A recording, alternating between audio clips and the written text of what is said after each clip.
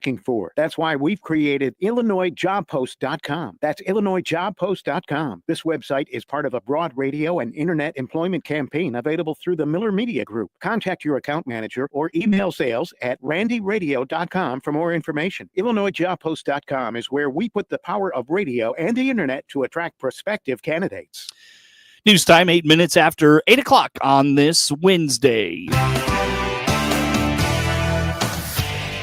Top of the morning from the newsroom of Regional Radio and DeWittDailyNews.com. I'm Seth Lawrence with this expanded local newscast.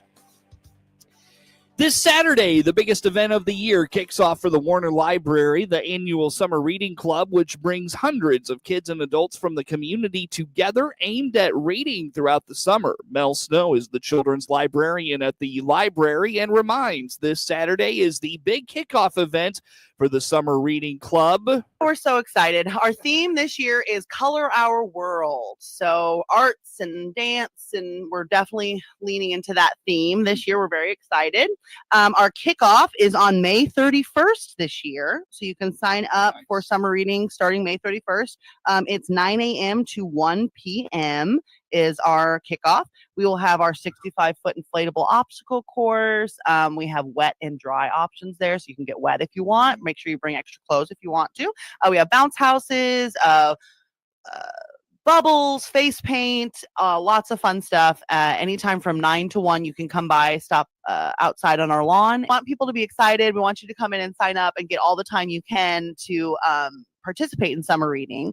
You can sign up anytime after May 31st also until July 31st, which is when it ends. But we just encourage people to sign up on our May 31st. Yeah. May 31st is when we start signups for summer reading.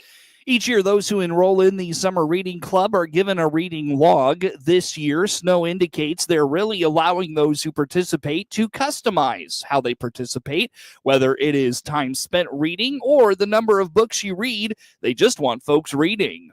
So it's very similar to last year. If you participated last year, pretty much the same setup.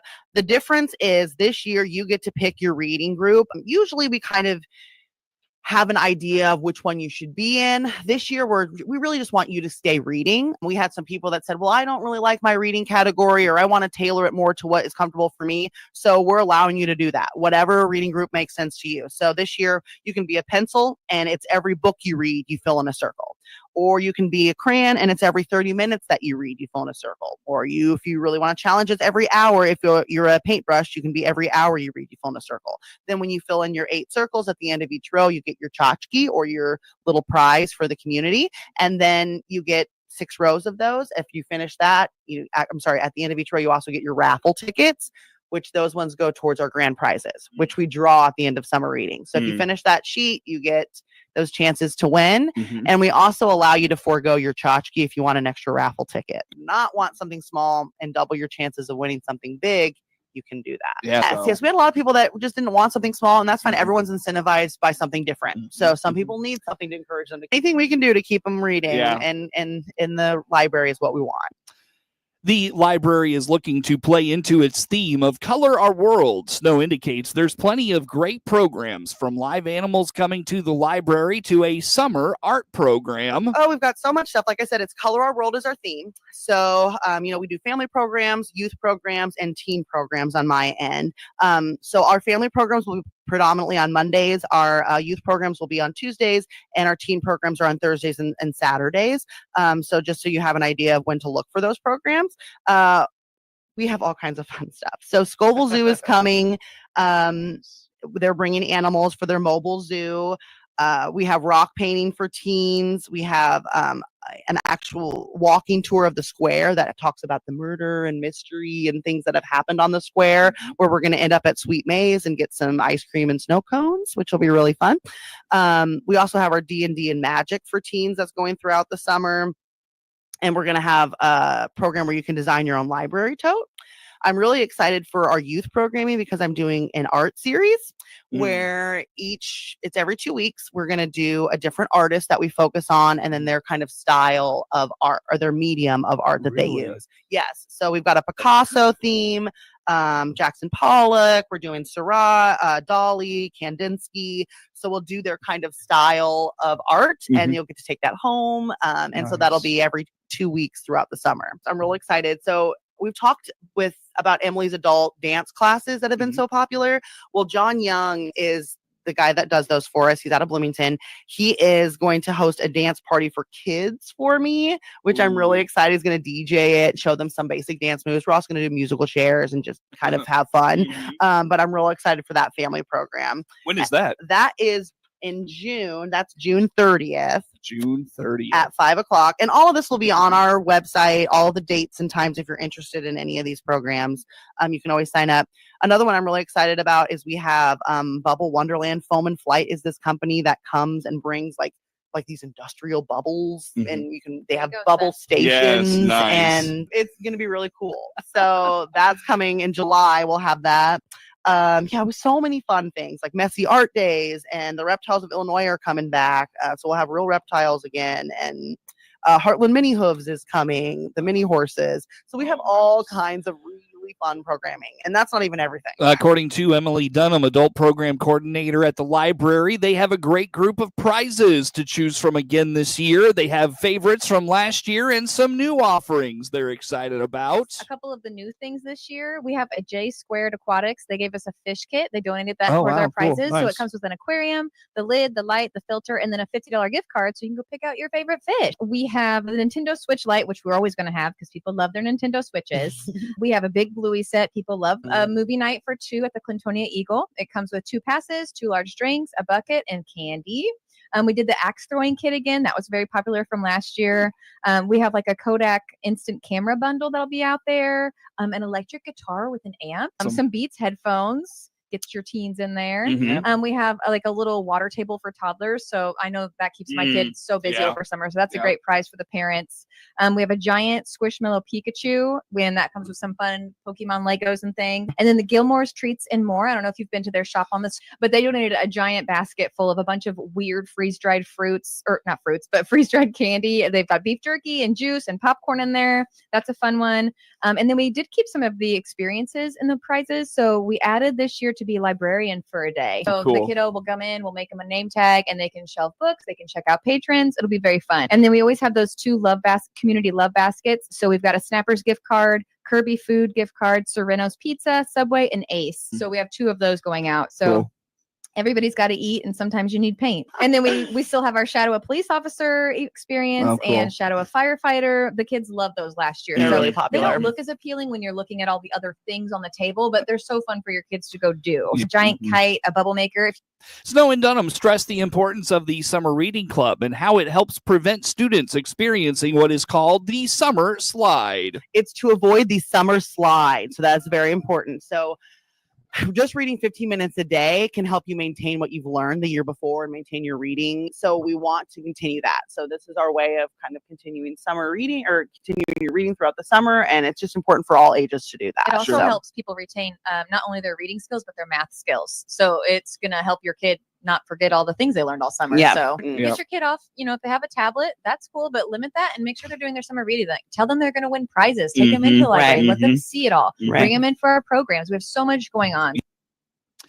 Again, the Warner Library Summer Reading Club kicks off with its event this Saturday, May 31st from 9 a.m. to 1 p.m. Get signed up for the Summer Reading Club at that same time. Visit vwarner.org for more information. You can also follow the library on most social media platforms. The DeWitt County Mental Health Board will soon be accepting applications for its fiscal year 2026 funding. On the WHOW Morning Show Tuesday, Sharon Mills with the DeWitt County Mental Health Board told Regional Radio the board provides financial resources to local organizations that support those who suffer from mental health issues, addiction, or intellectual and developmental disabilities. The DeWitt County Mental Health Board was established in 1967 here in DeWitt County. Through a property tax levy, we serve residents with mental illness, substance use disorders, and/or intellectual and developmental disabilities by providing funding to organizations that provide those services. The amount does change, and it's typically based on a request that the Mental Health Board makes to the county board outlining the organizations and the services and programs that we'd like to fund in the upcoming fiscal year. Last year, it was around $640,000. We're funding 8 organizations now for fiscal year 25, which ends at the end of November. Heritage Behavioral Health Center is our primary mental health agency serving DeWitt County, with the satellite location here in DeWitt County in the old Richland building. The Clinton Community YMCA utilizes some funding in conjunction with Heritage to provide some free memberships to individuals and their families who are receiving heritage services. The Children's Advocacy Center works to investigate cases where children are alleged to have been severely physically or sexually assaulted. So we help fund that agency, which has a presence here in Clinton. Encore Developmental Services has employment service program for people with intellectual and developmental disabilities. So we help that program. Growing Strong Sexual Assault Center. Piatt County Mental Health Center provides prevention education in DeWitt County schools, both Blue Ridge and Clinton Community Unit School District. And Prairie Land Service Coordination also works to coordinate services for individuals with disabilities who are residents here in DeWitt County, as well as in other counties that they serve. Local mental health organizations can apply online for funding for fiscal year 26 from the DeWitt County Mental Health Board starting June 1st. Mills notes they will have technical assistance sessions on June 10th and 18th, both via Zoom. It starts on June 1st. It'll go through July 2nd. We also will have a couple of technical assistance sessions for people who maybe applied before, but it's been a year. So getting into that system, they may need a little bit of a refresher, as well as for new applicants. And those technical assistance sessions will be on June 10th and June 18th. Anybody who's interested in applying for funds or just learning more about the Mental Health Board and what they do can reach out to me at smills@dewittcountymhb.com. And of course, we've got a website, dewittcountymhb.com. Of course, if somebody had a need to meet outside of those particular sessions, we can arrange that too. When you visit the application online, you'll be asked about the programming that your organization would like funded. Mills explains they are looking for more about the goals of the program and who it is intended to serve. The application itself will ask about the programs that organizations want to fund, what the goals and outcomes are for those programs, who they intend to serve, what services will be provided, and then a couple of questions, just about things that perhaps the Mental Health Board should be funding outside of their particular requests, so that we're getting feedback about things that organizations are seeing in the community as well. If your organization is interested in applying for funding with the DeWitt County Mental Health Board, email Mills at smills@dewittcountymhb.com. That's smills@dewittcountymhb.com. For more information, you can visit dewittcountymhb.com/funding. And all this information is up today at dewittdailynews.com. Get news anytime from your computer or mobile device at dewittdailynews.com. A look at local sports comes your way next on The Morning Show. ServPro of Piatt DeWitt Counties is proud to be the exclusive sponsor of severe weather coverage on all of WHOW's platforms on AM, FM, and its audio stream, as well as on WEZC, your easy choice for soft hits 95.9 FM. From wind, rain, or even snow, you'll be in the know with severe weather information 24/7. When severe weather breaks out, we break in anytime with what you need to know to keep your family safe. Brought to you exclusively by ServPro of Piatt DeWitt Counties, your fire, storm, and water restoration specialist. Scott Baum here from Baum Chevrolet Buick in Clinton. Search our big selection of pre-owned cars and trucks by clicking our icon at DeWittDailyNews.com. DeWittDailyNews.com is the area's leading local news source 24 hours a day, 7 days a week. Get the latest local news, obituaries, police blotter, weather forecast, and more with no paywall. Head to DeWittDailyNews.com to get the local information you need to know. Time now for a look at sports. I'm Seth Lawrence with this report. Coming off its third regional title in 4 seasons, Monticello will battle Bismarck-Henning this afternoon at the Decatur-Milliken sectional in Class 2A high school baseball. Ike Young struck out 9 in a complete game shutout, and the Sages offense took advantage of Mural Forsyth miscues in a 5-1 regional championship game on Saturday in Forsyth. The Sages handled Bismarck-Henning 11-1 back on April 3rd at Monticello High School. Game time this afternoon is 4 p.m. Hear the action on 95.9 FM, WEZC, and online at DeWittDailyNews.com. Class 2A sectional semifinal action today from the Decatur-Milliken sectional following Monticello and Bismarck-Henning. It will be Tolono Unity and Normal U High. From the Pleasant Plains sectional, Plains takes on Auburn at 4:30, followed by Auburn and North Mac at 7. Springfield Sacred Heart Griffin will battle North Mac this evening at 7. Class 1A sectional semifinal action tonight from Arcola. GCMS takes on Mount Pulaski at 4, followed by Argenta Oriena and Salt Fork at 6:30. From the Peru St. Bede sectional, Hayworth takes on Vernon Midland at 4:30, followed by Lexington and Henry Senequine at 7 o'clock. Class 3A baseball regional semifinal action today from the Champaign Central Regional. Champaign Central takes on Urbana at 4:30, followed by Champaign Centennial and Lincoln at 6:30. From the Jacksonville Regional, Chatham-Glenwood takes on either Springfield Southeast or Springfield Lanphier at 4:30, followed by Jacksonville and Springfield High at 7. From the Mount Zion Regional, Rochester battles Decatur MacArthur at 4:30, followed by Mount Zion and Taylorville at 6:30. From Rantoul, Mahomet Seymour takes on Danville at 4:30, followed by Bloomington and Rantoul at 7. Class 1A softball sectional semifinal action from Tuesday. From the Argenta Oriena sectional, Arcola blanked Salt Fork 2-0, and Leroy downed Central A&M in 5 innings, 13-2. From the Concord Triopia sectional, Havana topped Concord Triopia 4-1, and Liberty beat Delavan 4-3. Class 2A sectional semifinal action from Tuesday. From the Macomb sectional, Williamsville blanked Quincy Notre Dame 1-0. From the Tolono Unity sectional, it was Tolono Unity over Marshall 4-3, and Normal U High down Meridian 9-4. Class 3A regional semifinal action, softball regional semifinal action from Tuesday. From the Jacksonville Regional, Rochester blanked Decatur MacArthur 15-0. From the Lincoln Regional, it was East Peoria outlasting Lincoln 2-1 in 9 innings.